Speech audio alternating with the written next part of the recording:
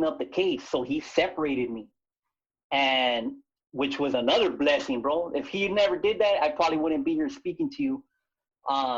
But so it was him. There was another guy, another homeboy, which they kept him with the other guy, and then they kept me separate. So it was three of us actually fighting the case. All three were in 1750 together? Me and him, the other guy was PC'd up. He was somewhere else. Right, okay. He was in the 3,000 floor, I think. And then what happened? So they were together, bro. They went to trial. The other guy got found guilty. He went upstate. He's done. Me, I went to trial. I got convicted. So you found guilty 187. They found me guilty in 2012, April 11th, 2012, bro. They found me guilty of the murder. And did that make you want to throw up? You know what? Bro?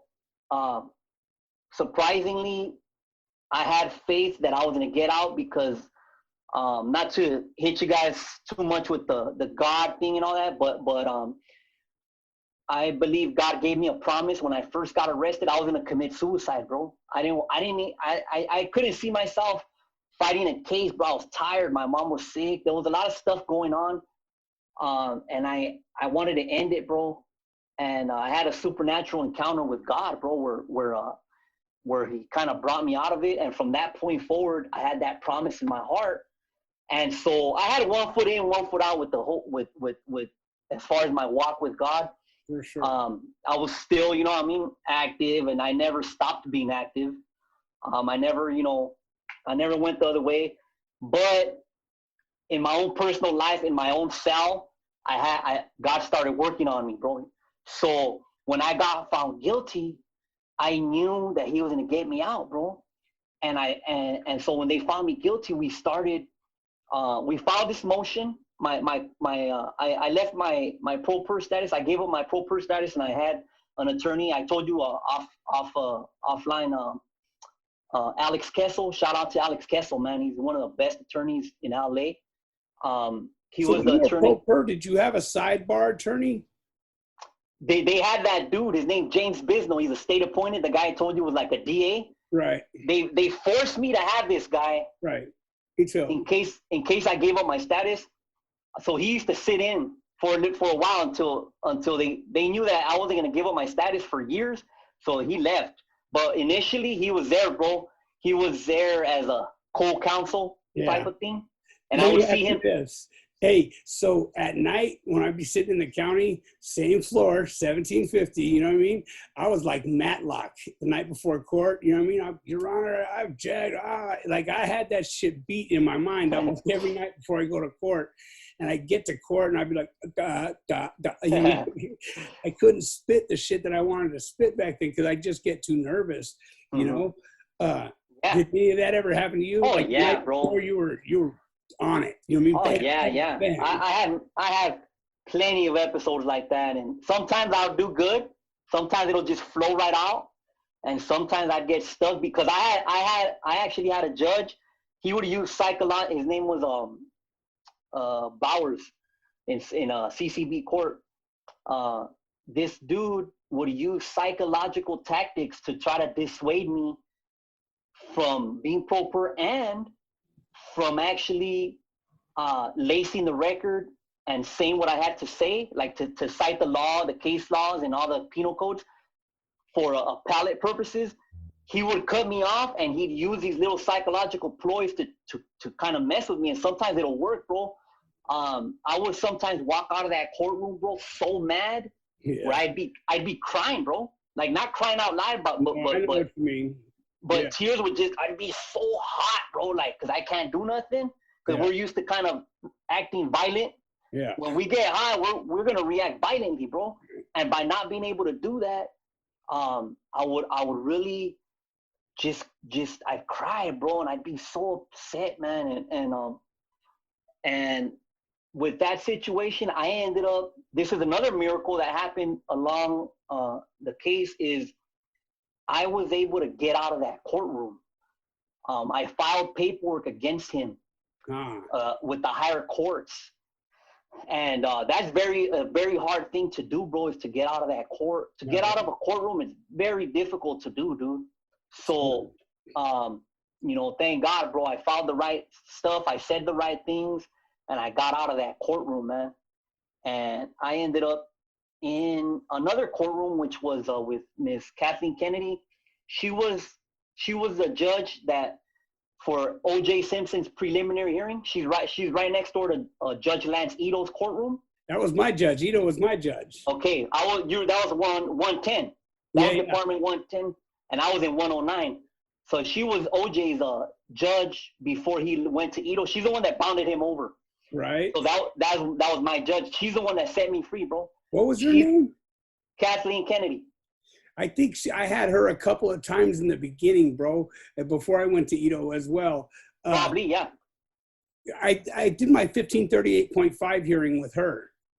You know, yeah, Kathleen, yeah, I know. I did that, my 1538.5 hearing with her when... Her maiden name was Powell. I think she's Powell now, or one of the other, but it was Kathleen Powell Kennedy or Kathleen Kennedy Powell. Yeah, I just remember it was a female, and, you know, she was fair. I'll say that. She was fair.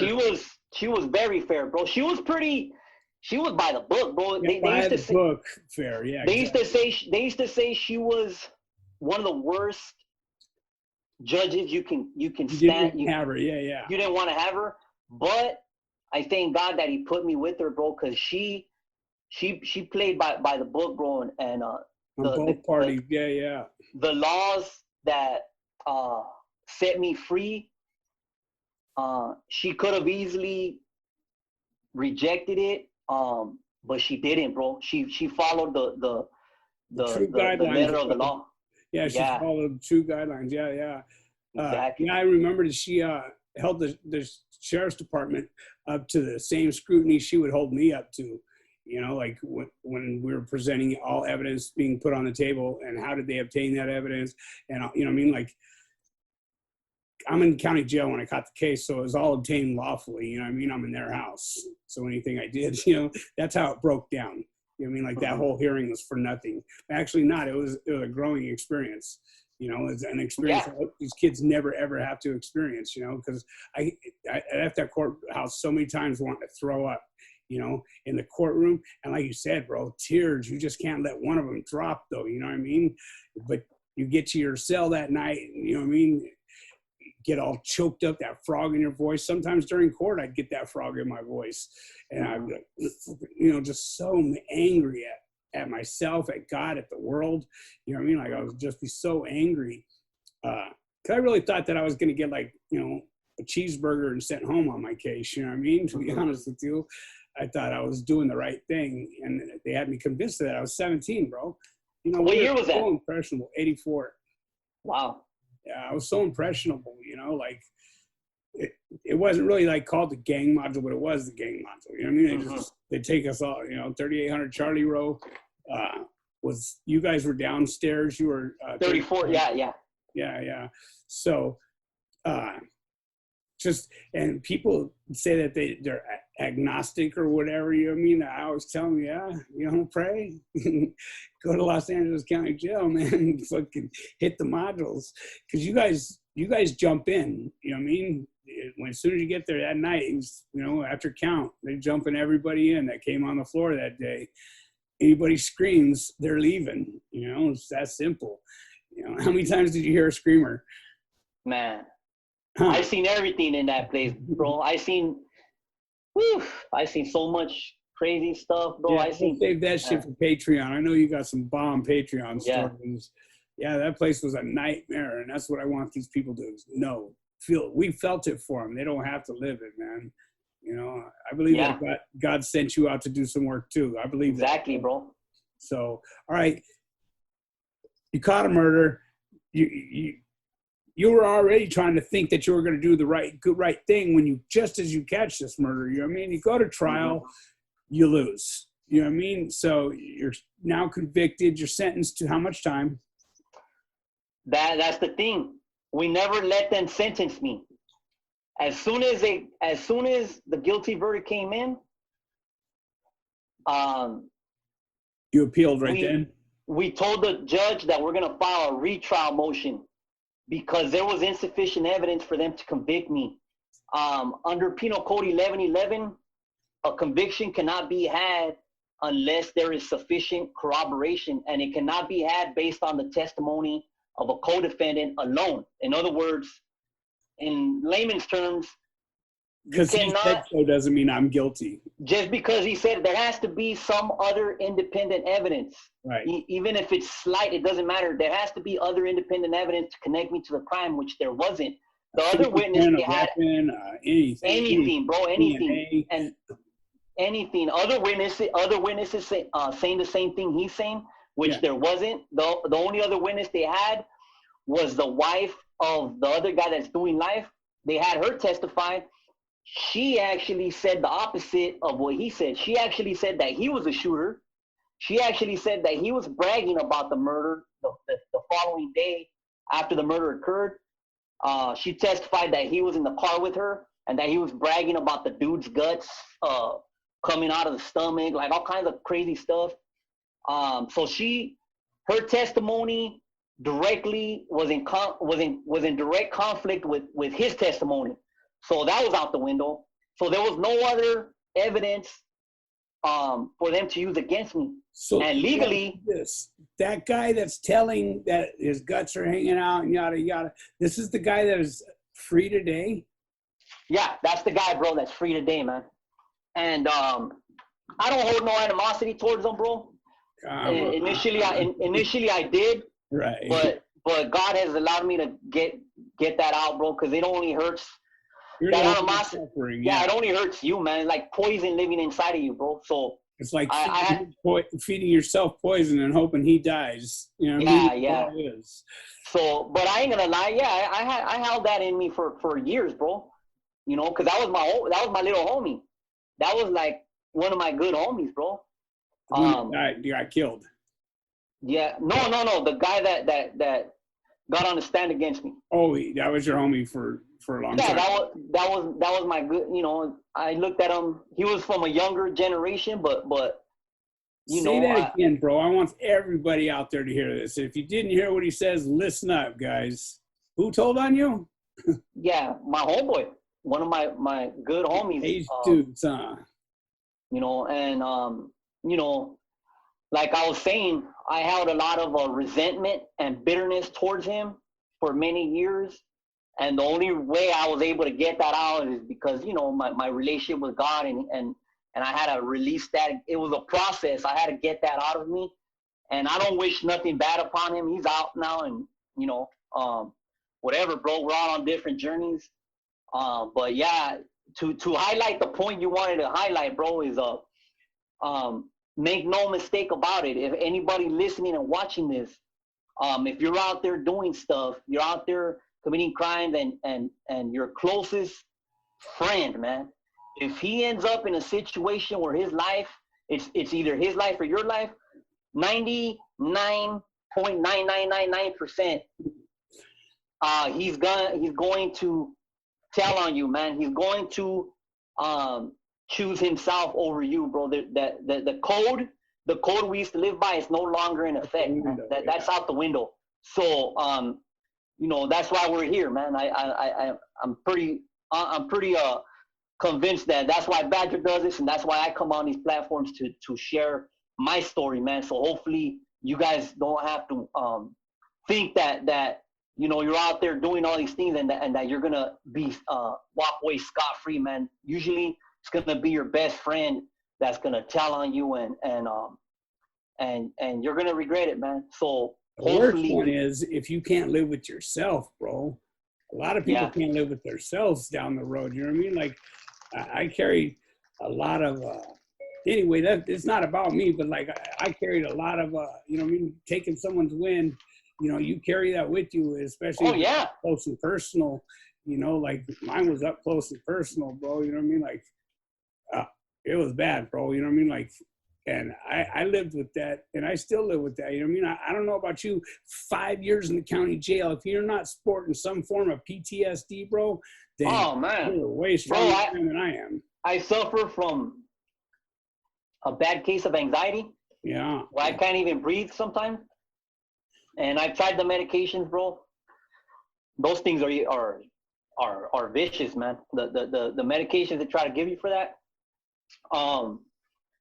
And I have we all have that, bro. Anybody that has lived that life, the real deal, and that shit for real. Yeah, you're gonna have some of that. Thank God that I have that outlet where I have prayer and I can release stuff to him. But still, bro, we still, some of that never goes away, man. And I had an anxiety attack so bad at Walmart, bro, because 2 kids were playing on the floor and their shoes were scorching on the, you know how you hear that scratch, and the riot's kicking off, and the scorching of the boots. Yeah, man, it set me off really bad. I couldn't breathe.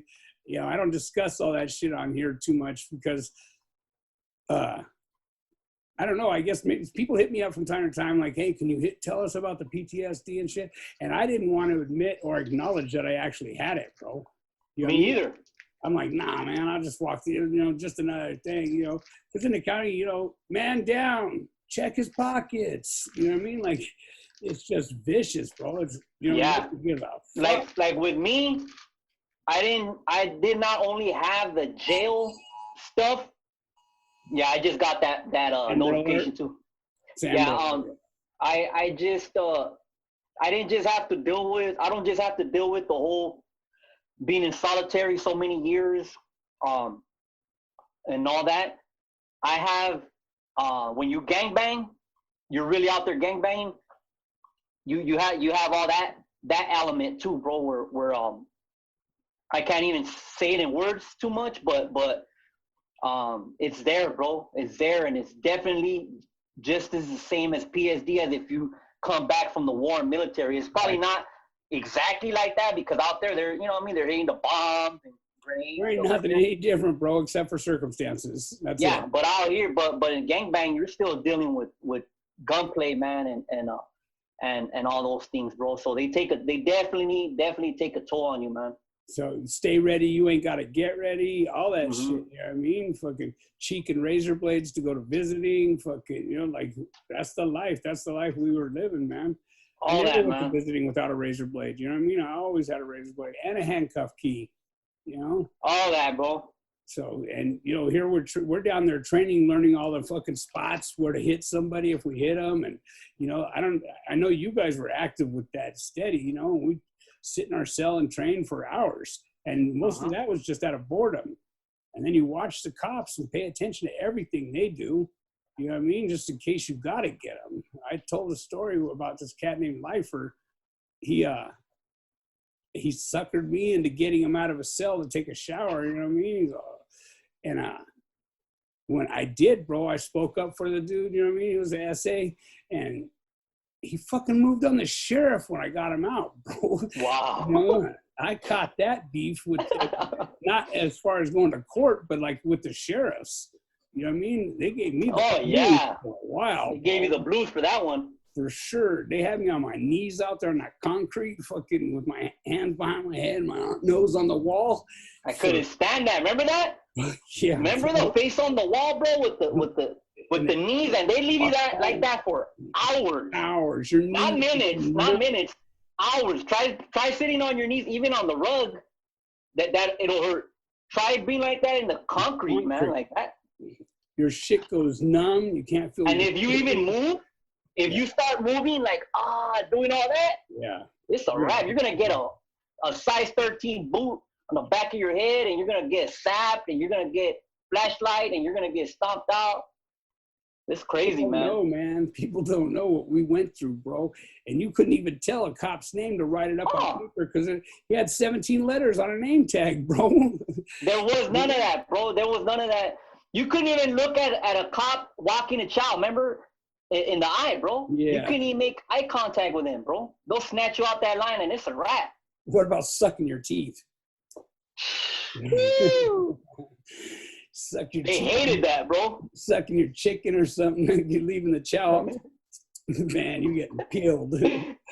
So, sucking your teeth at me, homie? Yeah. It's just crazy. 5 years in the county, bro. 5 years in the county, man. And just saying it makes you want to, you know what I mean? Like, 5 years. Okay, Yeah. I bet you look like a vampire on a day pass, huh? Come on, Yeah. almost a Cavacho, huh? I'm already light. Oh yeah, I'm already light as it is. I was straight yellow, bro. For sure, huh? Hey, so check it out. You have a channel, right? Yes, sir. Why don't you throw that out so these young bucks can catch a little bit of So what's going on? my channel is called Righteous by Faith. You could type it in on YouTube, Righteous by Faith, or you could go to righteousbyfaith.com. Or you could find me on iPedroza on Instagram. Just send me a message and let me know that you guys came from Badger, because I have it on private. I don't, I like to leave it like that. But if you let me know, I'll let you in. And I talk about different stuff on my channel. It's not just faith-based. I'll talk about different things going on in LA. Whatever God puts in my heart, I'll speak on it. And it's not just, I guess I wouldn't call myself like a normal type of Christian, because I got other things to offer, man. I'm still myself. I'm still connected to a lot of my homies. I'm still connected to things going on out there in LA. We're doing a lot of things. This coronavirus kind of stopped a lot of stuff, but we're in the process of starting something where I got a homie that how do you say it? He goes into juvenile halls. He goes into camps. He's been had his foot in the door in that for years. He's a mentor, and a lot of my homeboys are coming together. Not just us, but people from LA, different dudes that are on the same wavelength, on the positive tip, from different neighborhoods. We're coming together and starting like organizing, bro. Organizing and hey, you guys catch doing these him. things. Go to his channel, check him out, like and subscribe. I don't say that for my channel ever. If they like my shit, cool, subscribe. You know, Yeah, cool. me either. I don't say it either, but I appreciate that. So we're gonna go into part 2 right now, and I'm just gonna let him tell his story. I'm gonna shut up for a while and let him get his spit on, and we'll go from there.